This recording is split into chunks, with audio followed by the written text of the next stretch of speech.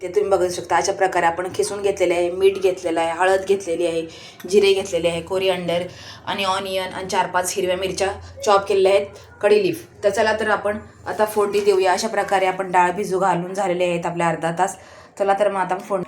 अशा प्रकारे gas on केलेला आहे. आता आपण याच्यावरती तेल टाकणार आहे थोडंसं.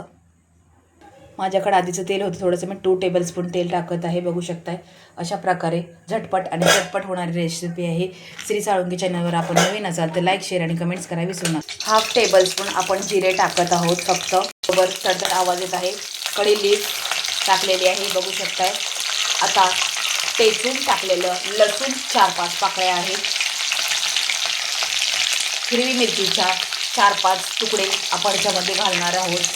त्याचप्रमाणे तडतड थोडंसं झालेलं आहे तर त्याच्यामध्ये ऑनियन टाकूया. अशा प्रकारे आपण फ्राय करायचं आहे चांगलं कच्चापणा जाऊपर्यंत बघू शकताय. आणि नंतर आपण 1/2 टेबलस्पून हळद टाकायची आहे.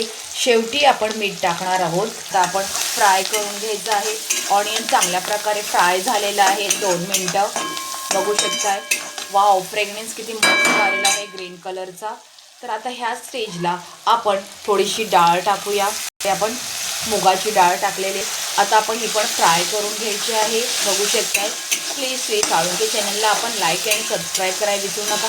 Thank you everyone, thank you so much. आपण माझ्या चॅनलला लाईक अँड फॉलो करा. थँक्यू. अशा प्रकारे बघू शकताय. वाव, आपल्या आवडीनुसार थोडंसं सॉल्ट टाका, कोरिअंडर टाका, आताही टाका आणि नंतरही टाका. अर्ध कच्चं असं थोडीशी कोरिअंडर टाकलेली आहे बघू शकताय. प्लीज लाईक, शेअर आणि कमेंट्स करायला विसरू नका.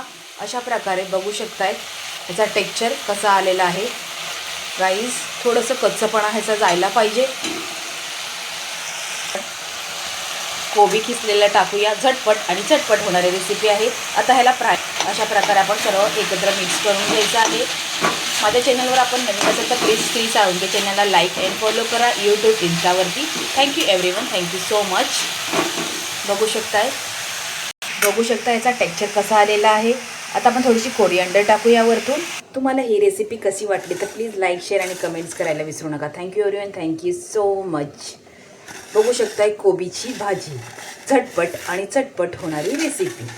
कोबी विथ डाळ बघू शकता. अशा प्रकारे वाफा येणारी झटपट आणि चटपट होणारी recipe. Thank you everyone, thank you so much. Thank you guys, thank you so much. अशा प्रकारे बघू शकताय. लाईक अँड सबस्क्राईब करायला विसरू नका. Thank you everyone, thank you so much.